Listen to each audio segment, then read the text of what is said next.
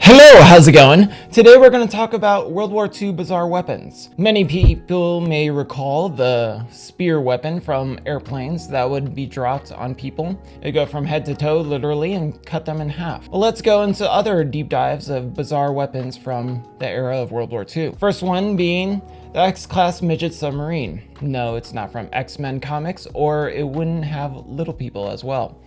There were 4 crew members, navigator, a diver, and also an engineer. It was about 51 feet long, and it was made by the Royal Navy. They were designed to be towed to a target area by a full-size mother submarine. The X-craft would then be detached from the mothership and lay down 2 charges of 2 tons of explosion, which would give you an explanation of that exploration of explosion. You wouldn't find that in a Dr. Seuss novel. They would then make their escape and rendezvous with the mother submarine to be towed home. The first attack was launched against Germany battleship Bismarck, which I made a ship of that from when I was a childhood, and I had no idea it was a German ship, so my bad. 6 X-craft were designed for the operation, but 2 were lost to accidents and around a third suffered mechanical problems. The 4th X-craft was believed to have been sunk by German fire during the attack. The remaining 2 managed to lay their charges and seriously dismantle the Bismarck. Other X-craft submarines played an important role during D-Day invasion. One surveyed the invasion beaches beforehand and collected soil samples, and 2 others acted as lightships during D-Day itself, guide landing crafts to correct beaches of the territory. It's quite interesting of the D-Day Normandy attack because they surveyed a lot with over-air ship monitoring systems and also surveying if the sand was too light or too muddy for the ships to go on board, and maybe if people can go overhead into the ships itself or into the sand itself. Next one would be the V3 supergun. Developed as a so-called vengeance weapon against London, as Allied bomber fleets bounded German cities to rubble, the V3 cannon was capable of delivering a 1,310-pound shell to range of more than 100 miles. Developed as a vengeance weapon against London, it was designed with a shell that was 1,310 pounds, and it would reach over 100 miles. The secret to the enormous range was a number of side channels attached to the weapon. It had 460 feet range barrel. These channels each contain an electricity-fired propellant charge which helped accelerate the final shell to the muzzle, velocity of 4,920 feet per second. That's way faster than I can run. Hitler was most impressed by this weapon and ordered 25 of them to be built. However, heavily bombed in France by Allied bombers, which forced the Germans to abandon the weapon, where the weapon was introduced. 2 short-barreled versions of this weapon was 164 feet long. 2 short-barreled weapons were produced of this thing, which was 164 feet long. They were later built used against Luxembourg, where they were fired a total of 183 shells, only managing to kill 10 civilians and injuring 35 others. Shortly after, both guns were captured by the Allied forces. Good job. Good job, Allies. During the later part of the war, Germany was bombarded by bombs from the Allied forces. In desperation, Nazi Germany formed a unit that helped temporarily halt the British Army from invading. The unit would fly Me-109 fighters, which had been strapped to weapons and armor in order to increase their speed. Hermann Göring, commander of the German Air Force, proposed that these fighters should weight their bombs at high altitude. They could then dive at the enemy at high speed, use their propeller to destroy the bomber's tail, after which the German pilot would attempt to parachute to safety. That sounds like a fun job. More than 2,000 pilots volunteered for the unit, although they only had 180 planes available. I guess the other Nazis could fly on the wings. Who cares about them? The unit's first attack was launched against a group of American bombers on April 7th, 1945. Of the 120 pilots which took off, only 15 returned. They only managed to destroy 17 American B-17 bombers and 5 P-52 Mustangs, my favorite airplane. Another one, the Cherry Blossom suicide plane. As American forces advanced nearer and nearer the Japanese mainland, the Imperial Japanese Armed Forces became increasingly desperate to prevent Japanese defeat. This airplane was developed in last-ditch effort to destroy the American fleet. This airplane was designed for a last-ditch effort from defeat. It was made for kamikaze custom, to say the least. As it didn't have landing gear, it was carried to the target area by a G-4 Betty bomber. Within range, the Aqua, or Oaxaca, I apologize, I don't really know that word to be precise. Please let me know down in the comments how to pronounce it. Once it was released at steering towards an American ship by the pilot, it would go into dive before igniting 3 rocket boosters, which it would accelerate up to 650 miles per hour, at which at high speed, no anti-aircraft weapon could get it.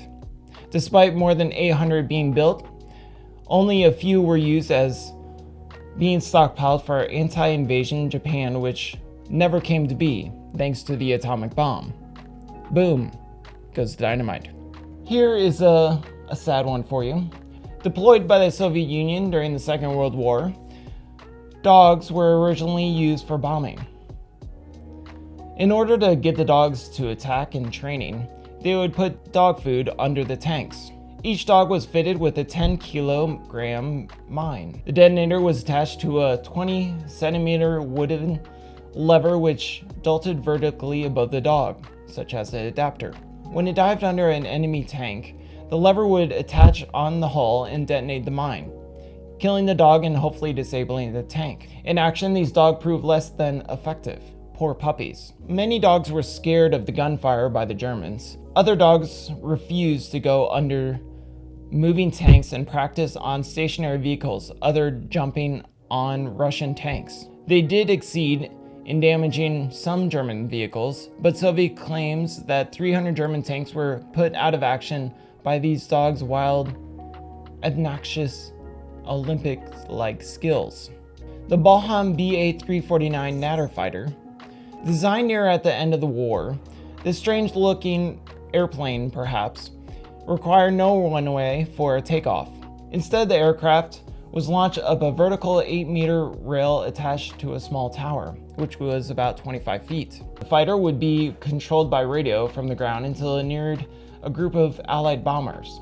Then the pilot would take off over the jettison, the nose cone to fire off. Then the pilot would take off from the jet-powered fuel station and fire off a bunch of rockets into the formation. After firing off all the rockets and running out of fuel, the plane would glide down from 10,000 feet, whereupon a number of parachutes would try to savor the vehicle itself. The entire front of the aircraft, including the cockpit, would detach from the tail, and the pilot would hopefully parachute down.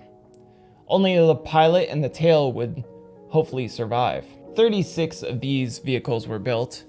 None were built before the end of the war. Bat bombs. Unlike Batman, developed by America in the wake of Pearl Harbor, these seemingly ridiculous idea proposed that hundreds of bats should be captured and a tiny bomb be attached to each one of their little bodies.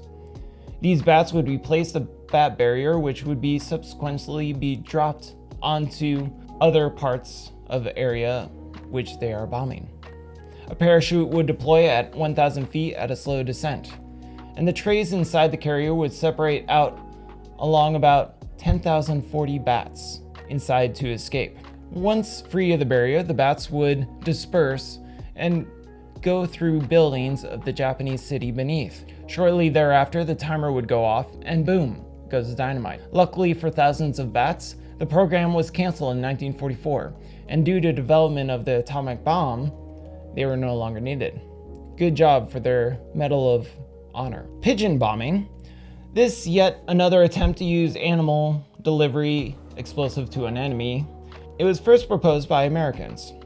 Good job, America. American psychologist P.F. Skinner as a way to deliver a missile accurately against a target by placing a pigeon inside the missile. An image of the target would be projected in front of it, and the pigeon would be trained to recognize the image. Hopefully they have 20/20 vision. It would be then trained to peck on one of 4 levels: up, down, left, or right. That is not a cheat code that you would want to do if you're a pigeon. Once they delivered that accuracy of GPS within their image, they would die. They were encouraged to do so by training them. They were awarded with corn and keeping the target in the center. They were surprisingly adept in this training method, being able to track a target which jumped 4 to 5 inches in a second on the screen. The National Defense Research Committee committed $25,000 in this research. Today, a cheap-ass car. And the Army modified several missiles for this purpose before it was decided that electric guidance systems would be superior, and the project was scrapped. It was very creative, to say the least, though. I'm sure Nikola Tesla wouldn't like that since he was in love with a pigeon. Project Habaka was the name of an ingenious project thought by the mind of Geoffrey Pike. He advised the idea of taking an iceberg of ice afloat, leveling off the top and having a hollow portion deck on top of it for airplanes. Allies were losing a large number of people due to U-boats from Germany. Aircraft was extremely adept at hunting and destroying surface U-boats, but they lacked the range and cover of the entire Atlantic. Providing a landing platform in the middle of the ocean would be therefore give the U-boats nowhere to hide. However, ice proved an unsuitable as if split easy, and icebergs themselves as prone to rolling over. Fortunately, 2 scientists in New York soon discovered that freezing water with wood pulp would create a strong but buoyant substance called pyrite. The final design called for a giant carrier about 2,000 feet long, built out of pyrite, fitted with an extensive cooling system to prevent melting. Unfortunately, research was halted in early 1944 for a number of reasons. The growing number of costs was going crazy, to say the least. Last but not least, this weapon is quite strange, to say the least. Last but not least was a rocket that was made for space-age technology. This rocket was propelled into space at about 1,200 miles per hour.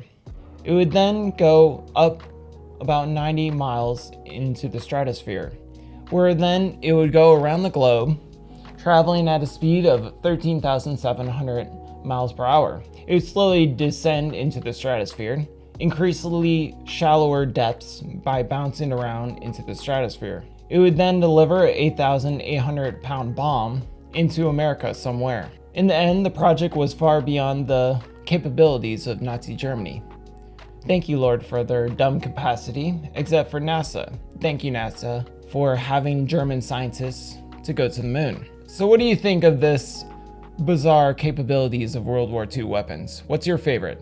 I think my favorite is the Dove pigeon service for bombs. Sadly, dogs were killed during this war as well, but anyway, thank you for the new subscribers. I will have a video for them shortly. Bye.